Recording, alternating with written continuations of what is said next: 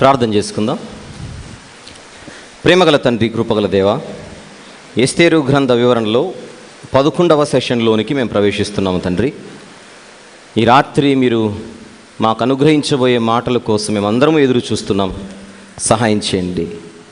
ఈ యొక్క పరిచయ నిమిత్తము గుప్పిళ్ళు విప్పి కానుకలుగా ఇచ్చిన మీ పిల్లలందరినీ కూడా దీవించమని ప్రార్థిస్తూ, ఈ రాత్రి వేళ ఈ ముగింపు భాగాన్ని కూడా, ఈ రోజుటికి ముగింపు భాగాన్ని ఆశీర్వదించమని యేసుక్రీస్తు ప్రభుల వారి పవిత్రమైన నామములో ప్రార్థన సమర్పిస్తున్నాము తండ్రి. ఆమెన్. ప్రియులారా, ఒక చిన్న ప్రకటన విని మనము ముందుకెళ్దాం. ప్రతి సంవత్సరం మనము 2 మారులు సంవత్సరానికి జాతీయ వాక్యపు పండుగలను మనం ఏర్పాటు చేస్తున్నాం. మే మాసంలో ఒకటి, తర్వాత అక్టోబర్ మాసంలో ఒకటి. 2019లో మే మాసంలో మనకు చిక్కాలలో జరిగాయి మీకా గ్రంథంపై వివరణ. దేవుని కృపను బట్టి చాలా గొప్పగా జరిగాయి. అక్టోబర్ మాసంలో ఇప్పుడు మనకు జరుగుతున్నవి ఎస్తేరు గ్రంథంపై. ఇక వచ్చే సంవత్సరము మే మాసంలోను అక్టోబర్ మాసంలోను ఎక్కడ జరగబోతున్నాయో ప్రకటనగా, దీన్ని అధికారిక ప్రకటనగా భావించవలసిందిగా గమనిస్తున్నాను. వచ్చే సంవత్సరం మే 11 నుంచి 16 వరకు, సోమ నుంచి శని వరకు, 2020 11 నుండి 16వ తారీఖు వరకు, అనగా సోమ నుంచి శని వరకు హైదరాబాదులోనే ఈసారి సెమినార్ ఉంటుంది. హైదరాబాదులో హయత్ నగర్. ఇక్కడ నుంచి వచ్చేటప్పుడు మీకు హైదరాబాదులో ఎంటర్ అవ్వగానే మొట్టమొదట తగిలే ఏరియా అది. రామోజీ ఫిలిం సిటీ దాటి మీరు ముందుకు వచ్చిన తర్వాత మీరు మొట్టమొదట ఎంటర్ అయ్యేటువంటి ఏరియానే హయత్ నగర్. ఎంట్రన్స్లోనే ఉంటుంది. దేవుని చిత్తమైతే ఆ హయత్ నగర్లోనే మనము మీటింగ్ ఏర్పాటు చేయడానికి సిద్ధపడుతున్నాం. ప్రతి ఒక్కరు కూడా ప్రార్థన చేయవలసిందిగా మనవి. అక్కడ మనం ఎక్కడైతే పెట్టుకోవాలనో అక్కడ వెన్యూ కూడా ఈరోజే మనకు కన్ఫామ్ అయింది కనుక మరి దాన్ని బట్టి కూడా దేవుణ్ణి మీ ప్రార్థనలో స్తుతించవలసిందిగా మనవి చేస్తున్నాను. అక్కడ హోషేయ గ్రంథంపై వివరణ జరగబోతోంది. రేపటికంతా ప్యాంఫ్లెట్ రెడీ చేయండి. హైదరాబాద్ జస్ట్ చూపించడానికి 11 నుంచి 16 హోషేయ గ్రంథంపై వివరణ ఉంటుంది. ఇప్పుడు నుంచే రిజర్వేషన్ కోసం ట్రై చేయండి ట్రైన్లలో. కానీ ఇప్పుడు మీకు దొరకవు. 3 నెలల ముందు ఓపెన్ అవుతాయి కనుక అప్పుడు ట్రై చేయండి. ఓకే, అది. ఇకపోతే పోయిన సంవత్సరం, ఈ సంవత్సరం అక్టోబర్లో మనకు చిలుకలూరుపేటలో జరిగాయి. దానియేలు గ్రంథంపై పోయిన సంవత్సరం, ఎస్తేరు గ్రంథంపై ఇప్పుడు జరుగుతోంది. కానీ వచ్చే సంవత్సరం చిలుకలూరుపేటకి అవకాశం లేదు. ఎందుకనగా కర్నూలు పట్టణస్థులు మనల్ని ఎప్పటి నుంచో అడుగుతున్నారు. పాపం వాళ్ళు అనేక మంది కోసం త్యాగాలు చేశారు. డేట్లు ఎప్పటి నుంచో అడుగుతున్నారు. అది వాయిదాలు పడుతూనే ఉన్నాయి కనుక ఎప్పుడో వరకు వాగ్దానం చేశాను, 2020లో ఖచ్చితంగా మీ దగ్గర ఏర్పాటు చేయడానికి మీరు సిద్ధపడండి అని. కనుక 2020లో అక్టోబర్లో కర్నూలులో జరుగుతాయి ఈ జాతీయ వాక్యపు పండుగలు. కర్నూలు వాళ్ళు చాలామంది ఇక్కడికి వచ్చారు తెలుసా మీకు? నాకు తెలిసి వచ్చిన వారిలో ఎక్కువ మంది కర్నూలు వాళ్ళు ఉన్నారు. కనుక ఇక్కడున్న వాళ్ళందరూ కూడా అప్పుడు కర్నూలుకు ఖచ్చితంగా రావాలి. గుంటూరు వాళ్ళు కూడా ఉన్నారు. రైట్. సో ఈ 2020 జాతీయ వాక్యపు పండుగల కోసం అందరూ ప్రార్థనలో ఉంచవలసిందిగా మనవి. కానీ అక్టోబర్లో కర్నూలు వాళ్ళు అపోస్తలుల కార్యముల పుస్తకం అడుగుతున్నారు. అది అవుతుందో లేదో, సమయం సరిపోతుందో లేదో, 6 రోజుల్లో అవుతుందో లేదో అన్నది త్వరలో చెప్పేదము. ఓకే, ఇప్పుడు ఏం చెప్పలేను నేను. వెళ్దాం ఇక ఎస్తేరు గ్రంథములోనికి. 11వ సెషన్ ప్రారంభం. సెల్ ఫోన్లన్నీ ఆఫ్ చేద్దాం. బరువు అయితే స్టేజ్ మీదకి పంపించేయండి. సెల్ ఫోన్స్ ఇబ్బంది ఏం లేదు. ఇక్కడ మోసేవాళ్ళు చాలామంది ఉన్నాం. అంతరాయము కలగకుండా జాగ్రత్త పడండి. 2వ అధ్యాయంలో ఉన్నాము. 2వ అధ్యాయములో ఉన్నాము.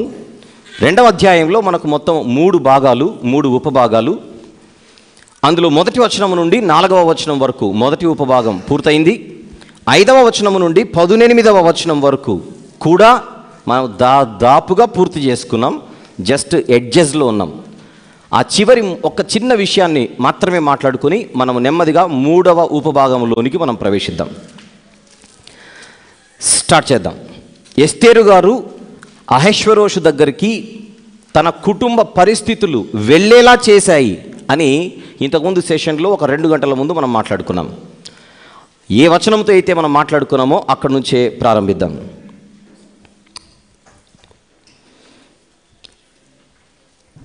16వ వచనం నుండి. ఈ ప్రకారము ఎస్తేరు రాజైన అహష్వేరోషు ఏలుబడి యందు 7వ సంవత్సరమున టెబేతు అను 10వ నెలలో రాజనగరంలోనికి అతని యొద్దకు పోగా స్త్రీలందరి కంటే రాజు ఎస్తేరును ప్రేమించెను. కన్యలందరికంటే ఆమె అతని వలన దయాదాక్షిణ్యములు పొందెను. అతడు రాజ్య కిరీటమును ఆమె తల మీద ఉంచి ఆమెను వష్టికి బదులుగా రాణిగా నియమించెను. అక్కడ అవుదాం, అక్కడే మనం ఆగింది కూడా. వష్టికి బదులుగా ఎస్తేరు గారు రాణి ఎప్పుడయ్యారు? టైం చెప్పాడు అక్కడ. అహష్వేరోషు ఏలుబడి యందు 7వ సంవత్సరం. అహష్వేరోషు ఏలుబడి యందు 7వ సంవత్సరం. వష్టి గారిని పంపింది ఎప్పుడు? అదే రాజుగారి కాలము ఏలుబడిలో 3వ సంవత్సరం. విందు జరిగింది ఎప్పుడు? 3వ సంవత్సరం అన్నాడు మొదటి అధ్యాయంలో 3వ వచనంలో. 3వ సంవత్సరాన వష్టిని పంపించాడు. 7వ సంవత్సరాన కొత్త రాణిని ఎన్నిక చేసుకున్నాడు. ఇప్పుడు 483లో వష్టిని పంపిస్తే అది 3వ సంవత్సరం అయితే, ఇప్పుడు 7వ సంవత్సరం అయితే ఏదై ఉంటుంది? 483 3వ సంవత్సరం. అప్పుడు 84 80 క్షమించండి, ఇటు రావాలి. అప్పుడు 82 81 80 79 వెనక్కు రావాలగా. అంటే అహష్వేరోషు అనేటువంటి రాజుగారి ఏలుబడిలో ఎస్తేరు గారు రానయ్యింది క్రీస్తు పూర్వం 479 అన్నమాట. పిక్చర్ వచ్చేసింది ఇప్పుడు. క్రీస్తు పూర్వం 479. ఆవిడకు విడాకులు ఇచ్చింది 487. ఫైన్. అలా 4 సంవత్సరాల తర్వాత ఎస్తేరు గారిని రాణిగా ఎన్నుకున్నాడు. దీన్ని మనం మాట్లాడుకున్నాం. సమయం కోసం మాత్రమే అక్కడ ఇప్పుడు దాన్ని ప్రస్తావించాను. అతడు రాజ్య కిరీటం ఆమె తల మీద ఉంచి ఆమెను వష్టికి బదులుగా రాణిగా నియమించాను. అప్పుడు రాజు తన అధిపతులకందరికీ సేవకులందరికీ ఎస్తేరు విషయమై ఒక గొప్ప విందు చేయించి సంస్థానములలో సెలవు దినము ప్రకటించి రాజు స్థితికి తగినట్టుగా బహుమతులు ఇప్పించెను. అది పెద్ద పండుగలానే చేసేసాడు. అంటే ఎస్తేరు గారిని హృదయపూర్వకంగా మనస్ఫూర్తిగా ఇష్టపడి భార్యగా చేసుకొని తన సామ్రాజ్యానికే మహారాణిగా ఆయన ఎన్నుకున్నాడు. ఆ రోజు చాలా ఆడంబరంగా అంగరంగ వైభవంగా ఆ యొక్క కార్యక్రమము జరిగి అసలు 127 స్థానాలలో ఆయన దానిని సెలవు దినముగా ప్రకటించి ఆ రోజు అనేక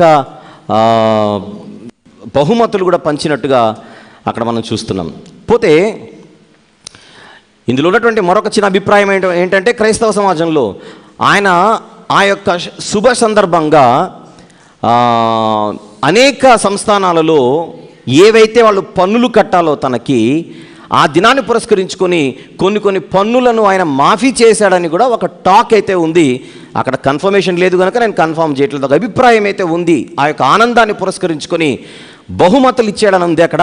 ఆ బహుమతులలో భాగంగా కొంతమందికి పన్నులు మాఫీ చేయడం, కొంతమందికి రుణాలు మాఫీ చేయడం, ఇలాంటి కొన్ని కార్యక్రమాలు కూడా ఆయన చేసినట్టుగా చెప్పుకుంటూ ఉంటారు. మరి ఆ బహుమతులు ఏ రూపంలో ఉన్నాయో మనకు తెలీదు. కొందరికి ఈ రూపంలో కూడా ఇచ్చి ఉండవచ్చు. అల్టిమేట్గా ఎస్తేరు గారు దీనురాలిగా తన జీవితం ప్రారంభమై అనాథగా మొదలై ఆవిడ ఈరోజు సింహాసనాన్ని అధిష్ఠించింది 127 సంస్థానాలకి. ఒక మాట, ఈ దీనురాలిని దేవుడు కటాక్షించినట్టుగా మనకు కళ్ళ ముందు కనబడిపోతుంది. దీనురాలిని ఆయన కటాక్షించాడని పాత నిబంధనలో చూస్తున్నప్పుడు మీ అందరికీ పిక్చర్ ఓకే కదా. దీనురాలైన ఎస్తేరు గారిని దేవుడు కటాక్షించాడు అని మనం అనుకోవడంలో ఏమాత్రం సందేహం లేదు. అలాగైతే బైబిల్లో మరొక స్త్రీ ఉంది. ఆవిడ పట్ల కూడా దేవుడు చాలా పెద్ద కృపను చూపాడు. అది వర్ణించలేనంత గొప్ప కృప. ఆ కృపను బట్టి ఆవిడ దేవుని స్తుతిస్తూ ఇదే మాట అన్నది, ఈ దీనురాలిని ఆ దేవుడు కటాక్షించాడు అని. ఎవరై ఉంటారో గెస్ చేయండి. వెరీ గుడ్, మరియమ్మ గారు. యేసు ప్రభుని గర్భము ధరించిన మరియమ్మ గారు దేవుని స్తుతిస్తూ తన నోట ఆవిడేమన్నదో ఒక్కసారి చూద్దాం. లూకాసు వార్త 1వ అధ్యాయం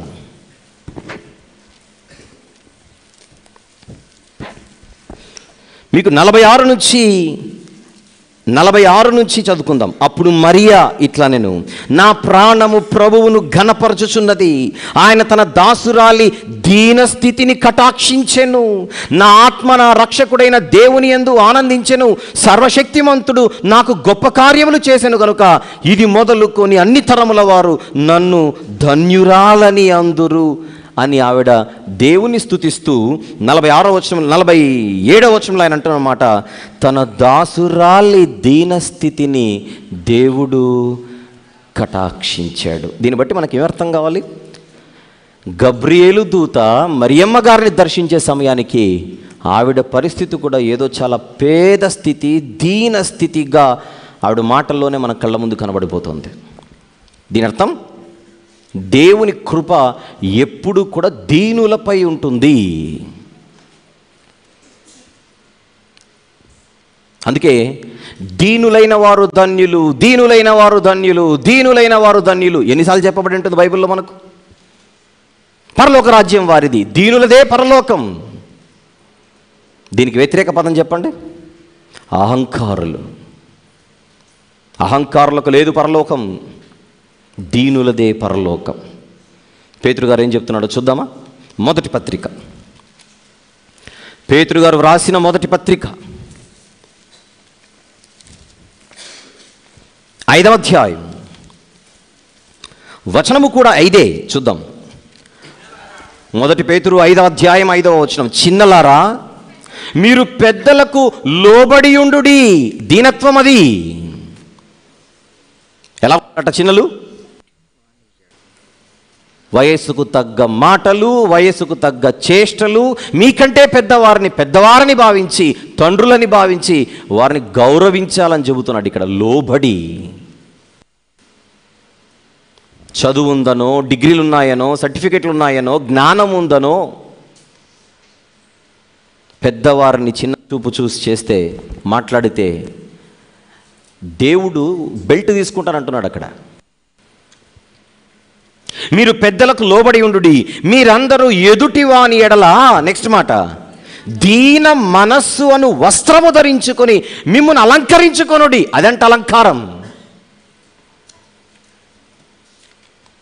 వాక్యం అనే అద్దము ముందుకొస్తే వాక్యం చెబుతోంది, నీలో దీనత్వం అనే వస్త్రం ఉందా నీపై? నెక్స్ట్, దేవుడు అహంకారులను ఎదిరించి దీనులకు కృపానుగ్రహించును. ఇప్పుడు చెప్పండి, మరియమ్మ గారు ఈ దీనురాలిని దేవుడు ఏం చేశాడని చెబుతోంది? కటాక్షించాడు, కృప చూపాడు. దాని అర్థం ఆవిడ దీనత్వము అన్న వస్త్రాన్ని ధరించుకొని బ్రతికిన వ్యక్తి. అలాంటి జీవితమే పాత నిబంధనలో మనం ఎవరిలో చూడగలుగుతున్నాం ఇప్పుడు? ఎస్తేరు గారిలో. ఎందుకు ఈ వ్యక్తిని దేవుడు కటాక్షించాడు, 10 మంది కటాక్షించేలా చేశాడని అడిగితే, ఆవిడ వేసుకున్న వస్త్రం అలాంటిది. ఏ వస్త్రం అంటారు? దీన మనస్సు అనువస్త్రం. అనుకూలమైన పరిస్థితులలో ఒకలా ఉండడం, ప్రతికూలమైన పరిస్థితుల్లో మరొకలా ఉండడం, టైం బాగుంటే ఒకలా ఉండడం, టైం బాగలేకపోతే ఒకలా ఉండడం. ఈ ఊసర వెళ్ళి బతుకు దేవుని పిల్లలకు ఉండకూడదు.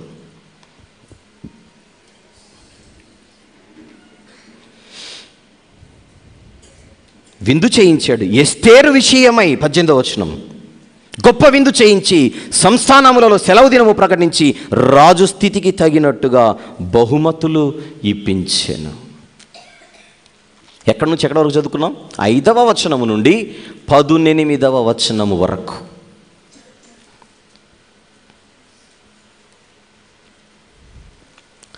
ఈ ఉపభాగానికి మనం ఇచ్చినటువంటి టైటిల్ ఏంటి? కనుగొనబడి ఆమోదింపబడిన నూతన రాణి. ఆ రాణే ఎస్తేరు గారు అని మనకు కన్ఫర్మ్ అయిపోయింది. మీలో ఎవరైనా నిన్నటి నుంచో మొన్నటి నుంచో సగము నుంచి అటెండ్ అవుతుంటే కొన్ని పాయింట్స్ మీకు అర్థం కావేమో అని నేను భయపడుతూ ఒక మాట చెబుతున్నాను. మీరు చేయవలసింది ఒకటి, మొదటి సెషన్ నుంచి నేనేం చెప్పానో ఎవరి దగ్గర రికార్డింగ్ ఉంటే తీసుకొని విని ఫాలో ఖచ్చితంగా అవ్వండి. నేను కొన్ని వెనకల చెప్పిన విషయాలను మైండ్లో పెట్టుకొని మాట్లాడేస్తుంటాను. కొన్ని విషయాలు ఆల్రెడీ మీకు ఒక ఫీడ్బ్యాక్ ఉంది కదా అని. ఎప్పుడు గుర్తుపెట్టుకోవాలి, గ్రంథ వివరణ అంటే స్టార్టింగ్ నుంచి మీరు ఫాలో అవ్వాలి. మధ్యలో వస్తే చాలా కష్టం. మీకు ఇప్పటికే అది అర్థమై ఉండాలి. 2వ రోజు నుంచో 3వ రోజు నుంచో 4వ రోజు నుంచో మామూలు మీటింగ్స్కి ఆ ఫార్ములా సెట్ అవుతుంది. ఇక్కడ సెట్ కాదు. నేను కూడా 3వ రోజు నుంచి వచ్చింటే బాగుండేదేమో అని నేను అనుకోవచ్చుగా. ప్లాన్ చేసుకోండి. ఎందుకంటే నన్ను చెప్పనా, 2020 మేలో డేట్లు ఇప్పుడు ప్రకటించాం. ఈరోజు డేట్ రాసి పెట్టుకోండి. ఎప్పుడు ప్రకటించామో ఎప్పుడైనా అడుగుతాను నేను ఫ్యూచర్లో. డేట్ ఎంత అంటారు ఈరోజు? అక్టోబర్ 3, 2019. 2020 మే డేట్లు చెప్పాను. ఇప్పుడు ఫ్యూచర్లో మే డైలాగులు చెప్పమంటారా, మేలో డైలాగులు చెప్పమంటారా? టైం లేక రాలేదు, కుదరక రాలేదు, వీలు పడక రాలేదు. దేవుడు కూడా క్షమించాడు మనం ఇలాంటి ఎక్స్క్యూజెస్ ఇస్తే, ఇలాంటి నెపములు చెబితే. ఇప్పుడు నుంచే ప్లాన్ చేసుకోండి. నేను ఏమంటున్నాను, సెలవులకు మా ఊరు రండి. అదే కదా నేను అనేది. ఏదో ఒక ఊరికి వెళ్తారు కదా, ఏదో మా ఊరికి రండి. అక్టోబర్లో సెలవు వస్తే అందరం కలిసి కర్నూలుకి వెళ్దాం. కర్నూలులో ఫుడ్ చాలా బాగుంటుంది, కారంగా. ఒకసారి టేస్ట్ చేద్దురు. రాయలసీమ రుచులు అంటారు దాన్ని. కారం ఎక్కువైతే నన్ను అడిగారు మళ్ళీ వచ్చే సంవత్సరం. ఇది 2వ ఉపభాగం, 2వ అధ్యాయంలో. వెళ్దామా? 3వ ఉపభాగానికి వెళ్దాం. 3వ ఉపభాగం ఎక్కడి నుంచి? 19 నుంచి 23 వచనములు. అదే ముగింపు భాగం. 19 నుంచి 23 వచనములు. దీనికి ఒక సబ్ టైటిల్ ఇద్దాం, చిన్న టైటిల్ ఇచ్చుకుందాం. కుట్రను భగ్నము చేసిన మొర్దెకై. అది దీనికి టైటిల్ ఇచ్చుకోండి. కుట్రను భగ్నము చేసిన మొర్దెకై. చూద్దాం ఆ కుట్ర ఏంటో పరిస్థితి. 19 నుంచి స్టార్ట్ చేద్దాం జాగ్రత్తగా. 2వ మారు కన్యకలు కూర్చబడినప్పుడు మొర్దెకై రాజుగుమ్మములో కూర్చుని ఉండెను. దాని అర్థం 18వ వచనానికి 19వ వచనానికి మళ్ళీ ఒక టైం గ్యాప్ ఉంది ఇక్కడ. ఏంటి ఆ టైం గ్యాప్? 18లో పెళ్లి చేసుకుని 19లో కన్యకలు తెప్పించుకుంటాడు మళ్ళీ కొత్తగా. 18వ వచనంలోనే కదా ఎస్తేరు గారిని పెళ్లి చేసుకుంది. మళ్ళీ 19 ఫ్రెష్గా కన్యకలు పిలిపించుకుంటాడు అహేశ్వరోషు. ఇందాక లాస్ట్ సెషన్లో చెప్పినట్టున్నాను. ఎలా ఉండేది పరిస్థితి? రాణి పేరుకు ఒకటే. ఆ రోజుల్లో రాజులకు ఉపపత్నులు ఎక్కువగా ఉండేవారు. ఈ ఉపపత్నుల పరిస్థితి ఏంటంటే, పాత వాళ్ళు ఒకవేళ ఆల్రెడీ ఉంటే పాత వాళ్ళను పక్కన పెట్టి కొత్త వాళ్ళని మళ్ళీ పిలిపించుకునేవాళ్ళు.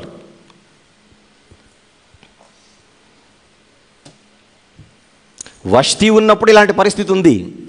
రెండో రోజు చెప్పినట్టున్నాను.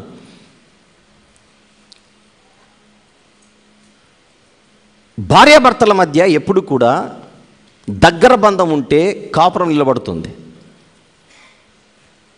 అయ్యగారు రాణిగారికి అప్పుడప్పుడు అపాయింట్మెంట్ ఇస్తాడు. రాజుగారు రాణిగారికి అప్పుడప్పుడు అపాయింట్మెంట్ ఇస్తే కాపురము ఎలా నిలబడుతుంది? ఉన్నా కూడా అందులో చల్లని కాపురం ఎలా కనపడుతుంది?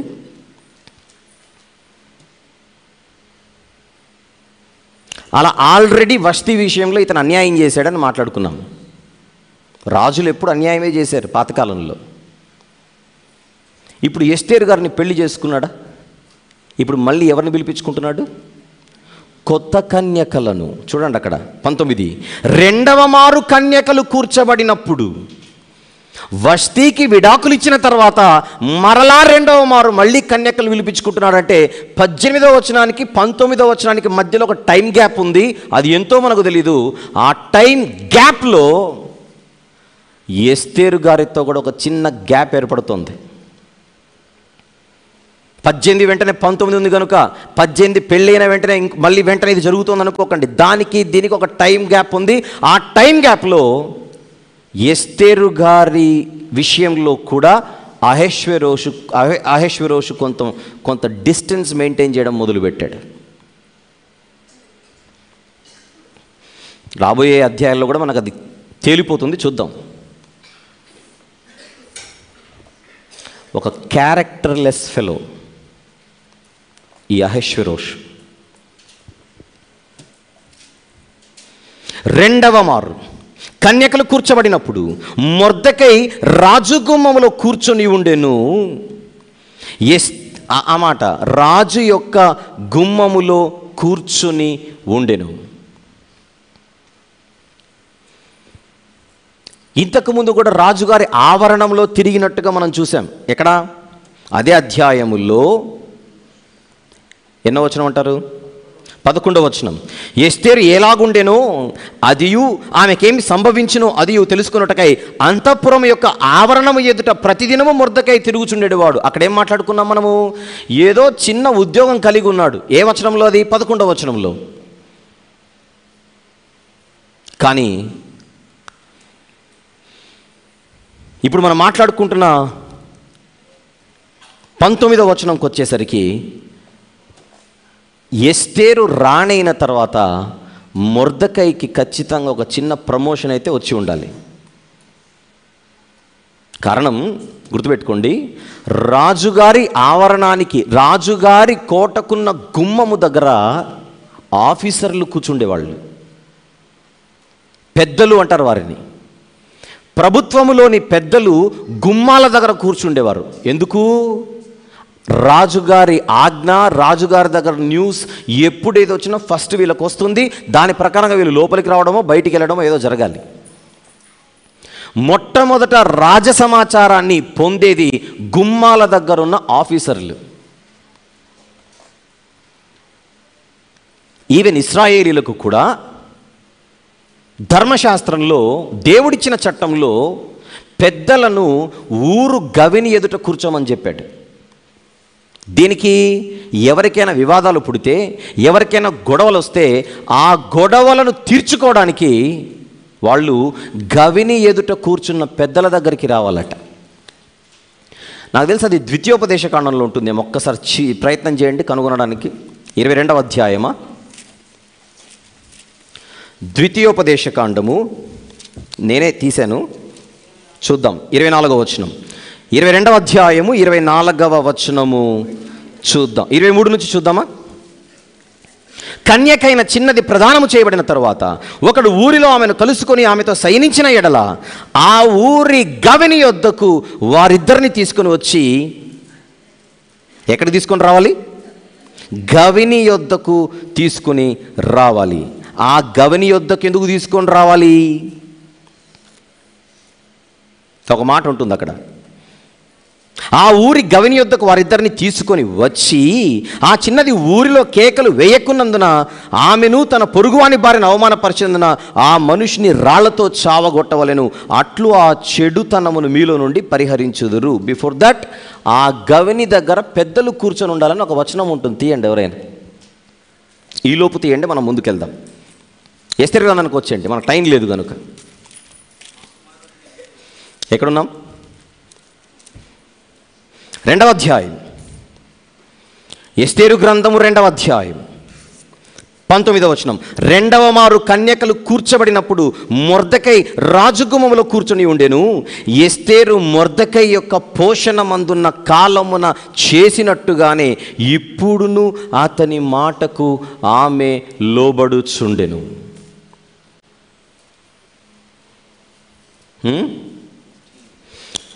15వ వచనమా? చదవండి. ద్వారమందున్న పెద్దలు. 15వ వచనం అట. ద్వితీయోపదేశకాండము 22వ అధ్యాయము 15వ వచనం చదవండి. ఆ చిన్నదాని తల్లిదండ్రులు ద్వారమందున్న ఆ ఊరి పెద్దల యొద్దకు ఆ చిన్నదాని కన్యాత్వ లక్షణములను తీసుకొని రావలెను. ఎక్కడికి రావాలట? ఆ ఊరి ద్వారమందున్న ఆ ఊరి పెద్దలు. ద్వారం దగ్గర ఎవరిని కూర్చోమన్నాడు దేవుడు ధర్మశాస్త్రంలో? 21:19 కూడా ఉందట. Thank you very much. అతని తల్లిదండ్రులు అతని పట్టుకొని ఊరి గవిని యొద్ద కూర్చుండు పెద్దల యొక్క అతని తీసుకుని వచ్చి, అదే మాట 22లో కూడా, ఊరు గవిని ఎదుట కూర్చుండు పెద్దలు. ఎక్కడ కూర్చోమన్నాడు? పంచాయతీని పరిష్కారం చేయాలంటే ఎక్కడ కూర్చోవాలి? గవిని ఎదుట. ఎవరు కూర్చోవాలి? పెద్దలు కూర్చోవాలి. ఇప్పుడు మొర్దెకై ఎక్కడ కూర్చున్నాడు చూడండి. రాజు గుమ్మములో కూర్చుని ఉండెను. గుమ్మములో కూర్చున్నాడంటే వాచ్మెన్ అనుకుండేరు, పొరపాటు. ఒకప్పుడు తిరుగుతున్నాడంటే చిన్న ఉద్యోగం. ఒకప్పుడు తిరుగుతున్నాడంటే చిన్న ఉద్యోగం. ఎస్తేరు గారు రానైన తర్వాత ఈయన రాజుగారి గుమ్మములో కూర్చునే ఒక ప్రమోషన్ వచ్చినటువంటి వ్యక్తి. ఏ ర్యాంక్లో ఉన్నాడు ఈయన?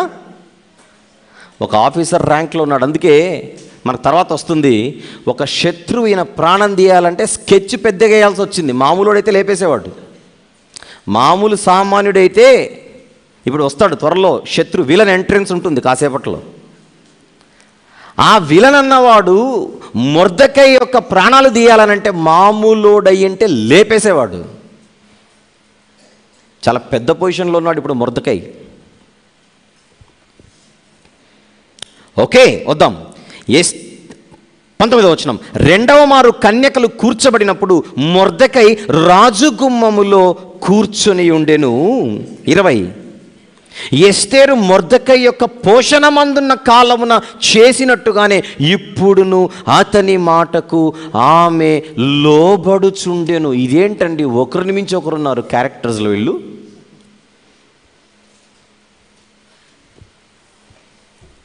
వ్యక్తిత్వాలలో మొర్దెకై ఎస్తేర్లు పోటీ పడుతున్నట్టుగా ఉంటుంది ఈ పుస్తకం. ఆవిడ రక్షణ గురించి ఈయన అంత పరితపిస్తుంటే ఆయన మాట జవదాటకూడదని ఈవిడ ఎంత చక్కగా బతుకుతోందో చూడండి. ఎవరివిడ? 127 సంస్థానాలకి మహారాణి. ఇప్పుడు మామూలుగా మాట్లాడితే మొర్దెకై ఇప్పుడు ఈవిడని చూడాలన్న అపాయింట్మెంట్ తీసుకొని రావాలి. ఆ పొజిషన్లో ఉంది ఇప్పుడు ఆవిడ. కానీ ఈయన ఒక ఆఫీసర్ పొజిషన్లో ఉన్నాడు కనుక రాణిగారిని డైరెక్ట్గా చూడకపోయినా అక్కడున్నటువంటి నపుంసకులు, రాణిగారికి చుట్టూ ఎవరు ఉంటారు? సేవకులుగా నపుంసకులు ఉంటారు. వాళ్లతో సమాచారాన్ని అందించడం, అక్కడ నుంచి సమాచారం పొందడం అన్న కమ్యూనికేషన్ అనేది జరిగేది. కనుక మొర్దెకై ఏది చెప్పాలన్నా మెసేజ్ మాత్రం లోపలికి హాయిగా పంపించగలిగే పొజిషన్లో ఉన్నాడు ఆయన. అలా బయట నుండి వస్తున్నటువంటి ప్రతి మెసేజ్ని స్వీకరించి తలదించి లోబడుచున్నదట ఎస్తేరు గారు. ఆ పొజిషన్లో ఉండి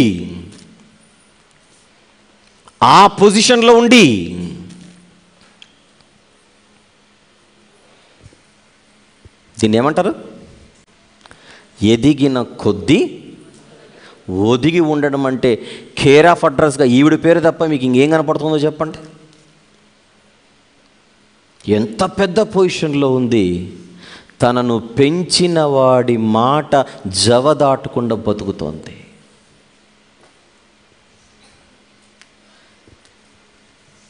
టెన్త్ పాస్ అయి ఇంటర్కి వస్తే వినం చూడండి. ఇంట్లో వాళ్ళ ఇంట్లో ఉన్న తల్లిదండ్రుల మాటలు మనం ఇక్కడ 10th పాస్ అయిన వాళ్ళతో మాట్లాడుతున్నా, ఫ్రెష్ ఇంటర్మీడియట్ వాళ్ళతో మాట్లాడుతున్నా నేను. 10th పాస్ అయి ఇంటర్కి అడుగు పెడితే చాలు దొరుకుతారా? ప్రపంచాన్ని ఉద్ధరించినంత ఫీలింగ్ ఇప్పుడు.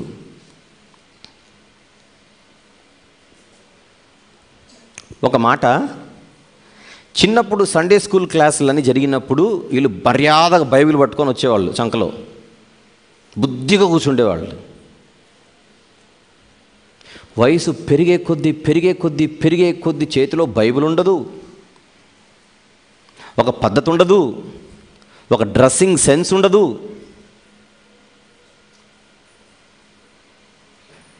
వాళ్ళ పెంపకంలోనే కదా పెరిగింది. 10th క్లాస్ వరకు ఎవరి పెంపకంలో అయితే పెరిగారో మీరు తర్వాత ఆ పెంపకాన్ని నిలబెట్టుకోవాలిగా.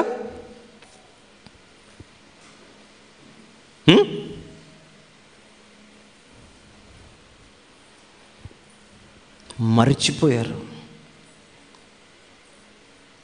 ఈవిడ పరిస్థితి ఏంటి? కోటలో కూర్చున్న పెంచిన వాడి మాటలు విని లోబడుతుందట. కాదా స్ఫూర్తి? Is she not an inspiration to all of us? భలేగుందా మాట అసలు. ఎస్తేరు మొర్దెకై యొక్క పోషణ మందున్న కాలమున చేసినట్టుగానే ఇప్పుడును అతని మాటకు ఆమె లోబడుచుండెను గనుక మొర్దెకై తనకు ఆజ్ఞాపించిన ప్రకారము ఎస్తేరు తన జాతినైనను తన వంశమునైనను తెలియజేయక ఉండెను. ఎందుకు అంత స్ట్రిక్ట్గా చెప్పాడు? మీరు ఆలోచించండి. రాణైన తర్వాత కూడా ఇంకా చెప్పలేదట ఈవిడ తాను యూదురాలన్నని. ఎందుకో మీకు ముందే చెప్పాను, మొదటి రోజు చెప్పాను మీకు. మొదటి రోజు నిర్గమాకాండంలో ఒక రెఫరెన్స్ ఇచ్చి దీన్ని అండర్లైన్ చేయండి అర్జెంటుగా అని చెప్పాను. అది ఇప్పుడు మీకు గుర్తుకు రావాలి. యూదులు ఎక్కడున్నా వారిని అందరికీ అసహ్యులుగా చేసేస్తున్నాడు సాతాను ప్రారంభం నుంచి. అది కుట్ర. యూదులకు మిత్రులు తక్కువ, యూదులకు శత్రువులు ఎక్కువ. గుర్తుందా వచనం? అది నిర్గమకాండం మొదటి అధ్యాయం. నిర్గమకాండము మొదటి అధ్యాయం. నేను అండర్లైన్ చేయమన్న వచనం చెప్పండి. 12వ వచనం. ఆయనను ఐగుప్తీయులు వారిని శ్రమ పెట్టిన కొలది వారు విస్తరించి ప్రబలిరి గనుక వారు ఇశ్రాయేలీల ఎడల అసహ్యపడిరి.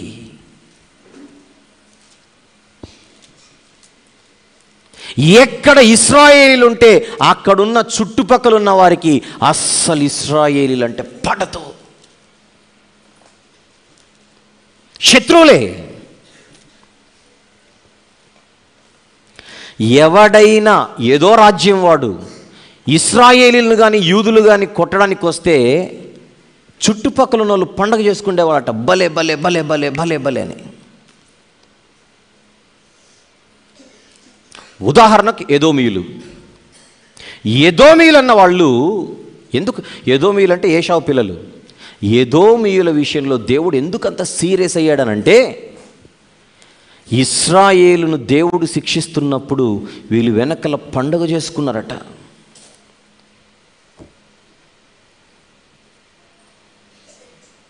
చుట్టూ శత్రువులే. యూదులు ఎక్కడున్నా వాళ్ళకు సేఫ్టీ ఉండేది కాదు.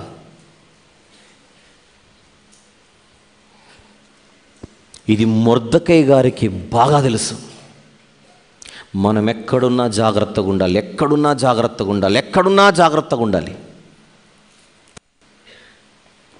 రాణి అయిన తర్వాత కాదు ఈయన చెప్పొద్దనింది, లోపలికి వెళ్ళేటప్పుడే చెప్పాడు, ఈ ఒక్క విషయం చెప్పకు నువ్వు.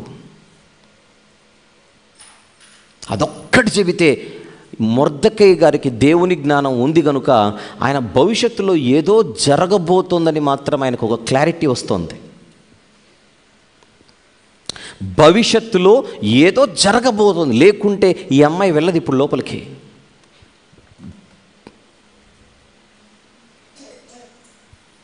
అందుకే ముందు జాగ్రత్తగా చెప్పాడు.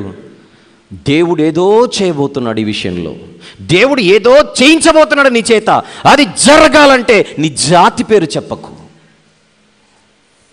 జ్ఞానం ఉన్నవాడు అంటారా లేదంటారా? బాగా జ్ఞానం ఉన్నవాడు. మళ్ళీ ఇప్పుడు రాణి అయిన తర్వాత కూడా చెప్పొద్దు అంటున్నాడు. కారణం ఆయనకు ఒకటి కనిపించాలి. నువ్వు నీ జాతి పేరు చెప్పే టైం ఒకటి ఉంది, అది ఎప్పుడు వస్తుందో తెలీదు. అది చెప్పే టైం వచ్చేంతవరకు చెప్పకు.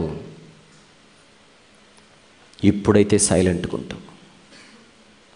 అది ఎప్పుడు జరుగుతుందో ఎప్పుడు వస్తుందో ఆ దేవుడే తెలియజేస్తాడు. కారణం కాలములను సమయములను ఆయన తన స్వాధీనం అందించుకొని ఉన్నాడు.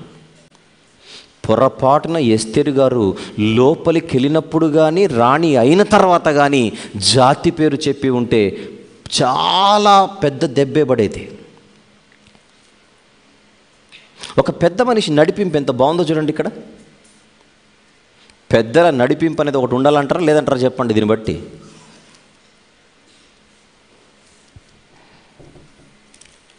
This is not the time to reveal who you are.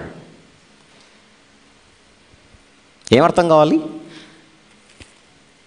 సమాజంలో బతికేటప్పుడు మనము జాగ్రత్తగా బతకాలి అన్నది అర్థం కావాలి. ఎక్కడో ఉన్నవాడిని ఎక్కడో పెట్టాడు కదా అన్న ఆలోచనతో ఇప్పుడు నేను ఏం చేసినా నడుస్తుందిలే అని అనుకుంటే మాత్రం వర్కౌట్ అవ్వదు. కింది స్థాయిలో ఉన్నప్పుడు నువ్వు ఎంత జాగ్రత్తగా ఉన్నావో నువ్వు ఎదిగిన తర్వాత కూడా అంతే జాగ్రత్తగా ఉండాలి. కారణం, మన చుట్టూ ఉన్న వారందరి కన్నులు ఎప్పుడూ మన మీదే ఉంటాయి. యూదులు ఎవరి ప్రజలుగా పిలువబడేవారు? దేవుని ప్రజలుగా. అది ఏ కాలమైనా దేవుని ప్రజలు అన్న ట్యాగ్ ఉందనుకోండి, మీరు వెంటనే అలర్ట్ అయిపోవాలి. ఎందుకో, దేవుని ప్రజలు ఎక్కడుంటే సాతాను చుట్టూన్నోళ్ళని రేపుతాడు. ఇదే మన కానవాళ్ళు. గనుక మనం ఏం మాట్లాడాలో అదే మాట్లాడాలి. ఉద్రేకంలో, ఆవేశంలో, ఆనందంలో పొంగిపోయి నోటికి హద్దు అదుపు లేకుండా ఏది పడితే అది మాట్లాడాం అనుకోండి, విస్తారమైన మాటలలో దోషముండక మానదు. అన్నిటిలో మనము మితముగా ఉండడం నేర్చుకోవాలి. నువ్వు రాణి కదా, ఏదైనా అనొచ్చు, ఏదైనా చెప్పొచ్చు అన్న కాన్ఫిడెన్స్ మాత్రం ఓవర్గా నీకు ఉండకూడదు. ఎందుకంటే నువ్వు మామూలు వ్యక్తివి కాదు, నువ్వు ఒక దేవుని బిడ్డవు. నువ్వు దేవుని బిడ్డ అయితే నువ్వు రాణిగా ఉన్న నీ మీద కన్నులుంటాయి. ఎవరి కన్నులుంటాయి? లోకము కన్నులుంటాయి. లోకస్తులు ఎవరి చేతిలో ఉన్నారు? వాడి చేతిలో ఉన్నారు. వాడి టార్గెట్ అంతా ఆయన ప్రజలపై. ఈ సందర్భంగా మనం ఒక విషయం గుర్తు తెచ్చుకుందాం. ఇక్కడ ఎవరెవరైతే బాప్తిస్మము తీసుకున్నారో, బ్యాప్టిజం తీసుకున్న వారందరికీ మెడలో ఒక ట్యాగ్ ఉంటుంది. ఏమిటది? చీకటిలో నుండి ఆశ్చర్యకరమైన తన వెలుగులోనికి మిమ్మల్ని పిలిచిన వాని గుణాతిశయములను ప్రచురము చేయ నిమిత్తము మీరు ఏర్పరచబడిన వంశమును, రాజులైన యాజక సమూహమును, పరిశుద్ధ జనమును, దేవుని సొత్తైన ప్రజలట. ఉందా లేదా మాట? ఉంది. ఎవరి ప్రజలు మనము? దేవుని ప్రజలం. మనం ఎప్పుడైతే దేవుని ప్రజలమన్న ట్యాగ్ మన మెడలోకి వస్తుందో లోకము మనకు వేరైపోతుంది. గమనించాలి మీరు, లోకము మనకు వేరైపోతుంది.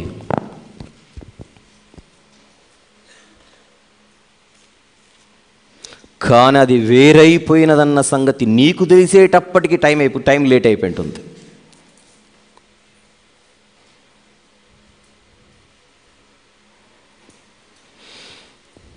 మనకు అందరూ స్నేహితులు అయ్యుండొచ్చు, అందరూ మిత్రులు అయ్యుండొచ్చు, అందరూ శ్రేయోభిలాషులు అయ్యుండొచ్చు. కానీ నువ్వు దేవుని బిడ్డవు గనుక 1-4 సార్లు ఆలోచించే నీ అడుగులు వేయాలి.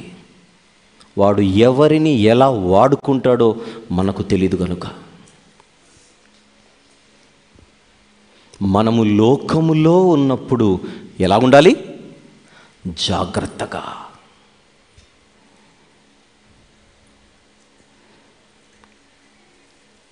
మొర్దెకై తనకు ఆజ్ఞాపించిన ప్రకారం ఎస్తేరు తన జాతినైనను తన వంశమునైనను తెలియజేయకై ఉండెను.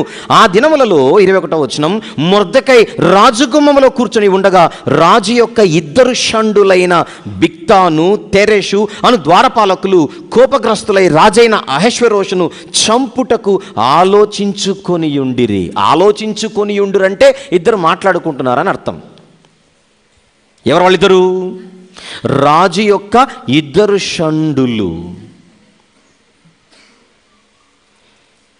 రాజుకు దగ్గర ఉన్నోళ్ళు రాజుగారిని లేపేద్దామని మాట్లాడుకుంటున్నారు. పాపం అది లీక్ అయిపోయింది. ఈ మాట ఎవరి చెవిన పడింది? మొర్దెకై గారి చెవిన పడింది. మళ్ళీ వీళ్ళు దగ్గరున్నాడని చూసుకున్నారో లేదో, లేకపోతే ఈయనకు అర్థం కాదని వేరే భాషలో మాట్లాడారేమో. ఒకవేళ నిజంగానే వేరే భాషలో మాట్లాడింటే ఈయన కొంచెం చదువుకున్నాడు కనుక వీళ్ళు ఏం మాట్లాడిన అర్థమైపోయింది. ఈయనకు ఒకటికి మించి ఎక్కువ భాషలు వచ్చి ఉండాలి మరి.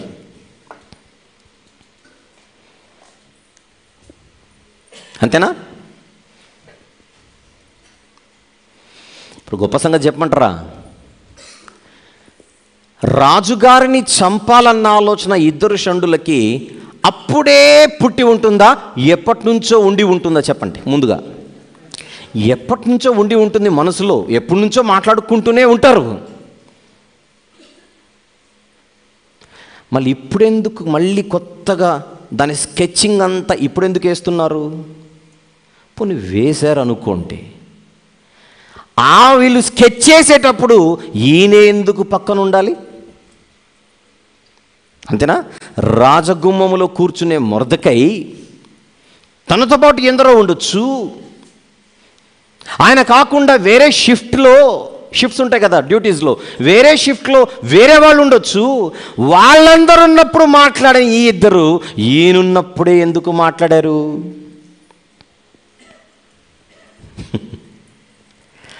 ఇది దేవుని టైమింగ్ అంటారు దాన్ని. వీళ్ళు ఎలాగూ మాట్లాడతారు. వీళ్ళు మాట్లాడే సమయానికి దేవుడు ఎవరిని కూర్చోపెట్టాడు అక్కడ? మొర్దెకైని కూర్చోపెట్టి, ఈ అవకాశాన్ని నువ్వు వినియోగించుకోవాలి నాయన. ఇది ఒక పెద్ద టర్నింగ్ పాయింట్ ఇప్పుడు ఈ పుస్తకానికి. ఎన్నో వచనం అది? 21వ వచనం. వీరు ద్వారపాలకులు, వాళ్ళు కోపగ్రస్తులై రాజైన అహష్వేరోషును చంపుటకు ఆలోచించుకొని ఉండిరి. ఈ సంగతి మొర్దెకైకి తెలియబడినందున అతడు దానిని రాణి అయిన ఎస్తేరుతో చెప్పెను. మొత్తానికి న్యూస్ వచ్చేసింది మొర్దెకై గారికి.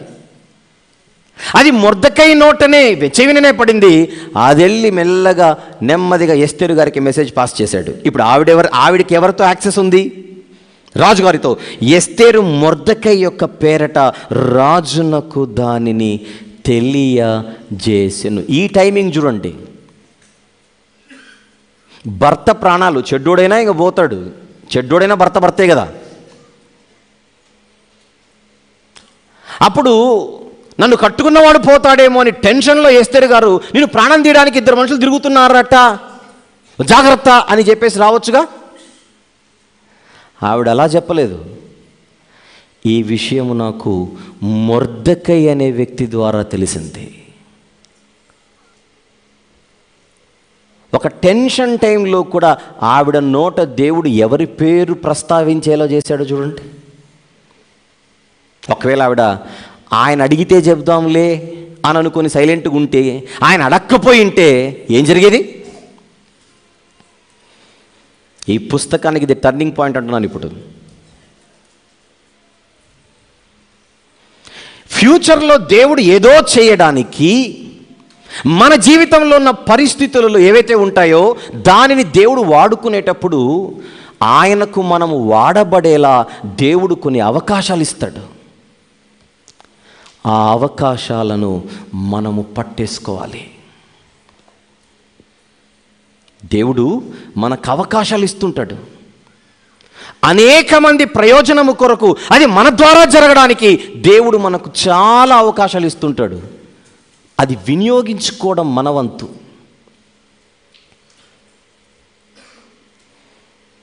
వాళ్ళ కుట్ర ఈయనకే తెలియడం ఏంటి? ఈయన ఎస్తేరుకు చెబితే ఆడు మామూలుగా చెప్పకుండా ఈయన పేరట రాజునకు తెలియజేసాను. అది మాత్రమే కాకుండా నెక్స్ట్ ఏంటి? ఈ సంగతిని గురించి విచారణ కాగా అది నిజమాయెను. అందుచేత వారిద్దరును ఒక చెట్టుకు ఉరి తీయింపబడిరి. ఇది రాజు ఎదుటనే రాజ్య సమాచార గ్రంథమందు వ్రాయబడెను, రికార్డు చేయబడింది. ఇప్పుడు ఇది ఆ సీక్వెన్స్ ఆఫ్ ఈవెంట్స్ మీరు చూడండి జాగ్రత్తగా. వాళ్ళిద్దరు మాట్లాడుకోవడం ఒక టైం, వాళ్ళిద్దరు మాట్లాడేటప్పుడు ఈయననే అక్కడ ఉండడమో లేకపోతే ఎవరి ద్వారానే తెలియజేయడమో, మొత్తానికి లీక్ మాత్రం అయ్యి ఈయన దగ్గరకు వచ్చింది న్యూస్. అంతమంది ఉండగా ఈయన దగ్గరికి రావడం న్యూస్ ఏంటి? ఎవరి దగ్గరికి అయితే న్యూస్ వచ్చిందో ఆయనకు ఎస్తేరు గారితో ఉన్న యాక్సెస్ ఏంటి? ఎస్తేరు గారికి వచ్చిన తర్వాత మామూలుకి వెళ్ళి చెప్పి ఆవిడ భర్త ప్రాణాలు కాపాడుకోకుండా ఈయన పేరట చెప్పి అది గ్రంథమంది ఎక్కేలా చేసింది ఆవిడ.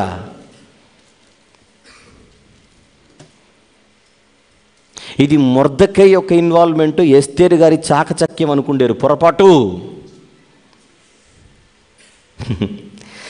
ఈ రాత్రి నేను వాడుతున్న ఈ పదాన్ని మీరు జాగ్రత్తగా రిజిస్టర్ చేసుకోవాలి. ఈరోజు టైమింగ్. ఎవరి టైమింగ్ ఇది? దేవుని టైమింగ్ అంటే అలా ఉంటుంది.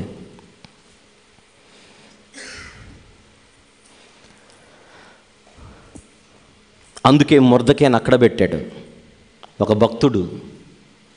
అందుకే ఎస్తేరును అక్కడ వరకు తీసుకొని వెళ్ళాడు. వీళ్ళ ఫ్యామిలీస్ వెనకల ఒక సరైన నిర్ణయం తీసుకోకపోయినా, మొర్దెకై కుటుంబీకులు పూర్వీకులు, ఎస్తేరు గారి కుటుంబీకులు పూర్వీకులు దేవుని విషయంలో సరైన నిర్ణయం తీసుకోకపోయినా, వీళ్ళిద్దరు భక్తి జీవితాలను బట్టి దేవుడు వారు ఎదుర్కొంటున్న ఆ భయంకరమైన పరిస్థితులలో దేవుడు తన కోసం వారిని వాడుకుంటున్నాడు. చూడండి,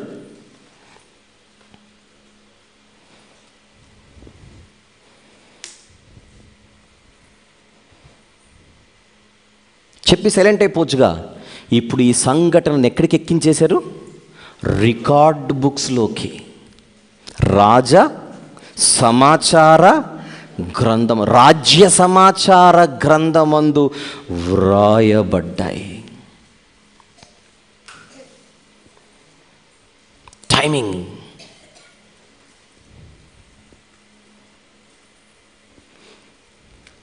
ఇక పుస్తకం ముందుకు సాగే కొద్దీ టైమింగ్ టైమింగ్ టైమింగ్ అన్నది మీరు అలా క్యారీ చేస్తూ ఉండాలి. చెప్పాలి. 2వ అధ్యాయంలో మనకు ఎవరెవరు కనపడుతున్నారు? పేర్లు చెప్పండి. 2వ అధ్యాయంలో నంబర్ 1 ఎస్తేరు గారు, నంబర్ 2 మొర్దెకై, నంబర్ 3 అహష్వేరోషు, నంబర్ 4 షండుల పేర్లు చెప్పాలి. బిగ్తాను, తెరెషు, హేగే కనపడ్డాడు. ఇంకొక ఆయన ఉన్నాడు, షయేష్ గజ్జు కనపడ్డాడు. ఇంతేనా? మొదటి రోజు నుంచి మొత్తుకుంటున్నా, వీళ్ళు కాదు మీకు కనబడవలసింది, దేవుణ్ణి చూడని అంటుంటే 3వ అధ్యాయానికి ఎంటర్ అవుతున్నా 3 మార్కపోతేలా? చెప్తారేమో ఇప్పుడే కదా దేవుని గురించి చెప్పారు. టైమింగ్ టైమింగ్ టైమింగ్ అంటే ఎవరు కనపడుతున్నారు చెప్పంటే ఆయన పేరు తప్ప అందరి పేర్లు చెప్తున్నారేంటి? దేవుణ్ణి చూడు, ఆయన టైమింగ్ చూడు.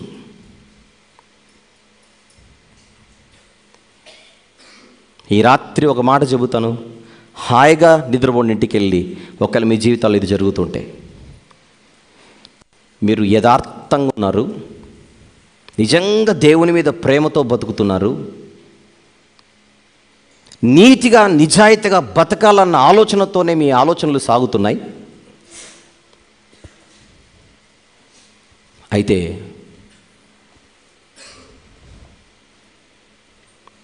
మీరెక్కడో ఉండవలసిన వారు మీ ప్లాన్ ప్రకారంగా, మీ ఆలోచన ప్రకారంగా, మీ నాలెడ్జ్ ప్రకారంగా మీరు ఎక్కడో ఉండాలి. కానీ ఎందుకో ఎక్కడికో లాగబడుతున్నారేమో.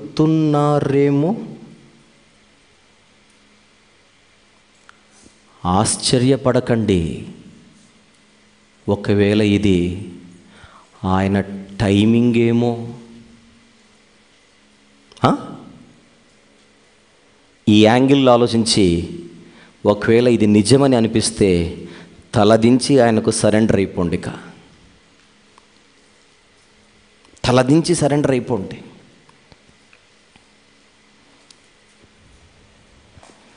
హైదరాబాదులో నా ఆత్మీయ తమ్ముడు అబ్రహాం ఉన్నాడు. మొదటి రోజు నడిపించాడు ఇక్కడ రాత్రి.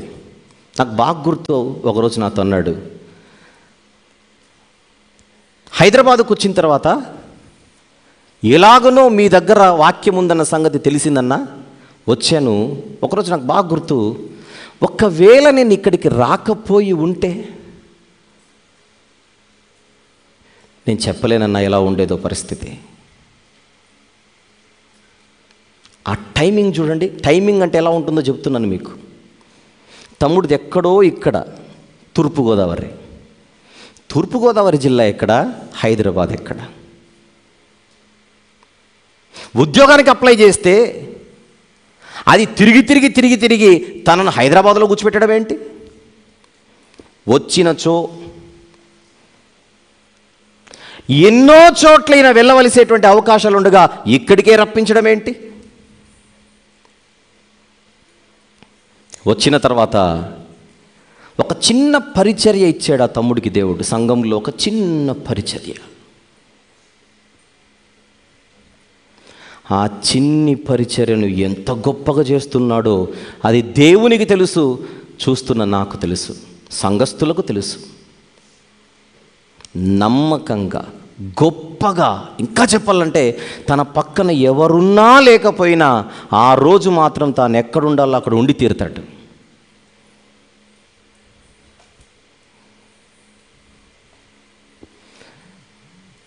ఇప్పుడు ఆ తమ్ముడు అనుభవిస్తుండొచ్చు, ఇది ఎవరి టైమింగ్ అని. ఆయన టైమింగ్ అదే, ఆయన టైమింగ్.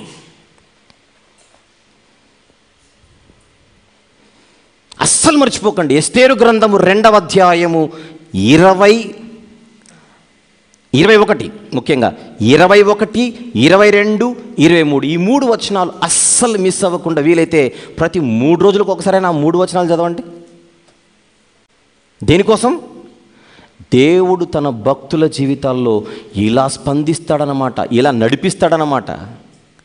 స్టీరింగ్ ఆయన చేతుల్లో పెట్టుకుంటాడన్నమాట.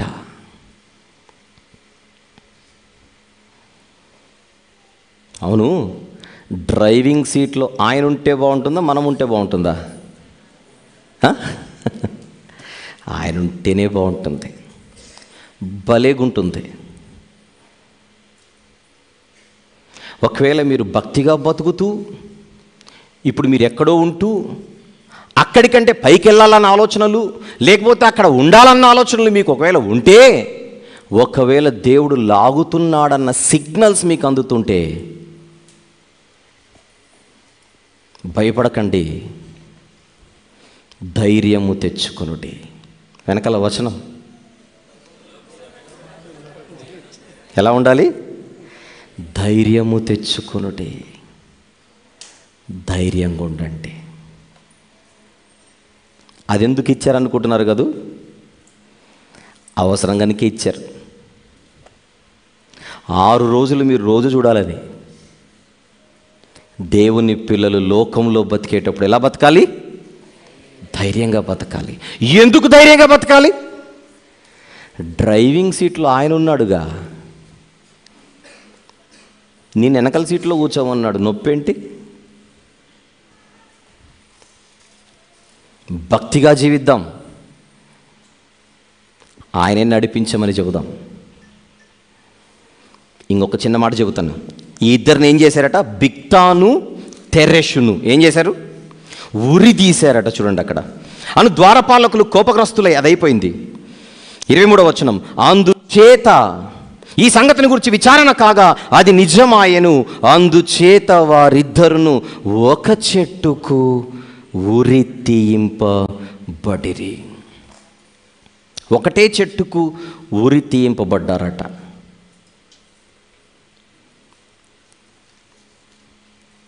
అంటే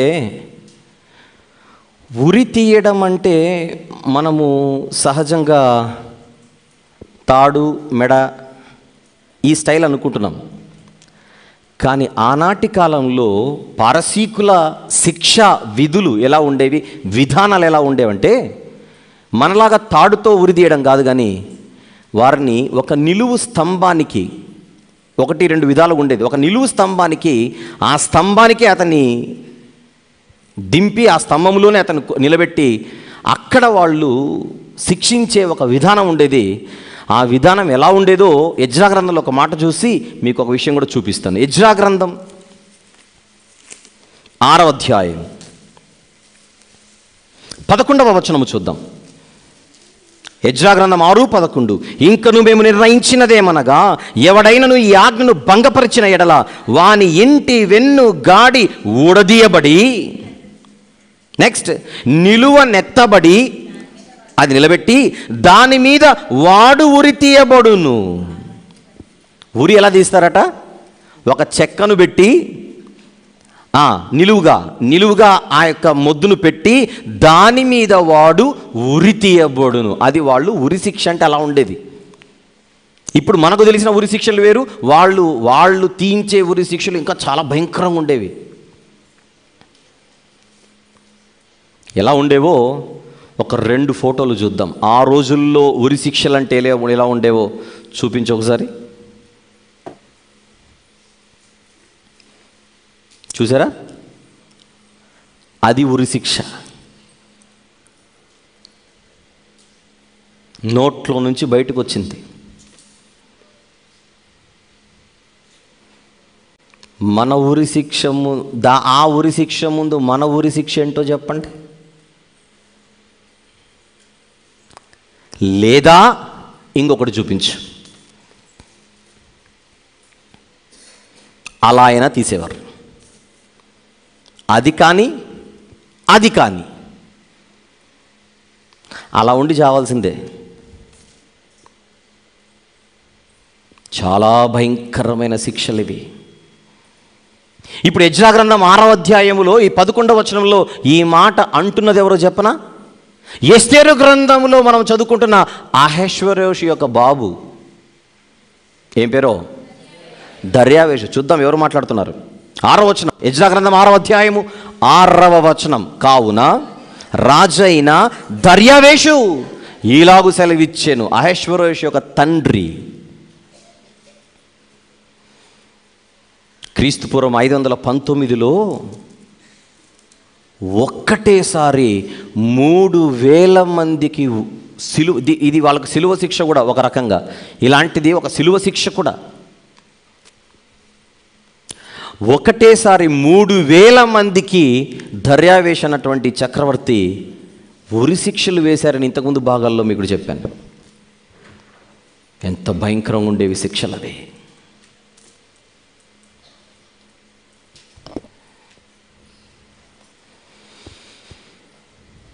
రెండవ అధ్యాయము చివరి వచనము మనం చదువుకున్నప్పుడు అక్కడ కనబడుతుంది, మొర్దెకై చేసినది ఎవరికి తెలియచేయబడితే ఏం జరిగిందో చూసాము, కానీ ఇదంతా కూడా రాజ్య సమాచార గ్రంథమందు వ్రాయబడెను. ఓకే, ఇక్కడితో 2వ అధ్యాయమే కాదు, గ్రంథములోని మొదటి భాగం సమాప్తం. ఇప్పుడు రేపటి వార్తలు వినండి. రేపు ఉదయము మొదటి తరగతే నాది. 11:30కు వస్తాడని మీరు 11కు బయలుదేరారు. రేపు ఫస్ట్ క్లాసే నాది. ఎవరైనా వినాలనుకుంటే దీని కంటిన్యూయేషన్ మొదటి క్లాస్కే రండి. తెల్లారి 5 గంటలకు లేచి దూర ప్రాంతాల నుంచి వచ్చేవాళ్ళు. ఎన్ని గంటలకు మొదటి క్లాస్ టైమింగ్? 9:30. కరెక్ట్గా 9:30కు నా క్లాస్ స్టార్ట్ అవుతుంది రేపు. All right. ముహూర్తం ఎప్పుడు? రేపటికి 9:30కు. మీరు 9:15కే వచ్చేయండి. ఉదయం టిఫిన్ కార్యక్రమాలు ఏమైనా ఉంటే త్వరగా కంప్లీట్ చేసేసుకొని త్వరగా వచ్చేస్తే 9:30కి దీని కంటిన్యూయేషన్ మనం స్టార్ట్ చేసుకుందాం. All right. ప్రకటనలు ఏమైనా ఉన్నాయంటారా? ఏం లేవు. ఈ రాత్రి సభ ముగించుకుందాం. ప్రార్థన చేసుకుని ముగించుకుందాం. ప్రార్థన. ప్రేమగల తండ్రి, కృపగల దేవ, ఈ రాత్రి వేళ ఈ యొక్క సభను మీరు ఆశీర్వదించినందుకు కృతజ్ఞతలు తండ్రి.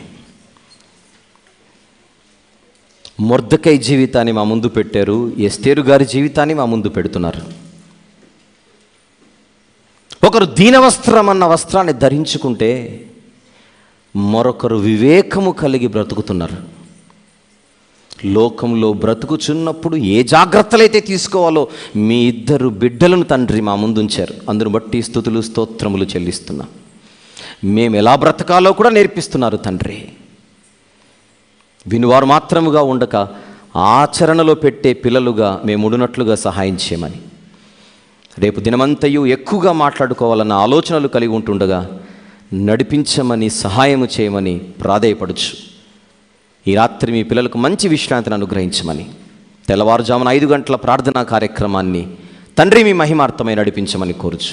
యేసుస్వామి వారి పవిత్రమైన నామములు ప్రార్థన సమర్పిస్తున్నాము తండ్రి, ఆమెన్. తండ్రి, కుమార, పరిశుద్ధాత్మల ప్రేమ, కృపా, సహవాసములు చేరిన మనందరితోనూ సర్వలోకంలో చెదిరి ఉన్న సకల పరిశుద్ధులతో సదాకాలము తోడయుండునుగాక.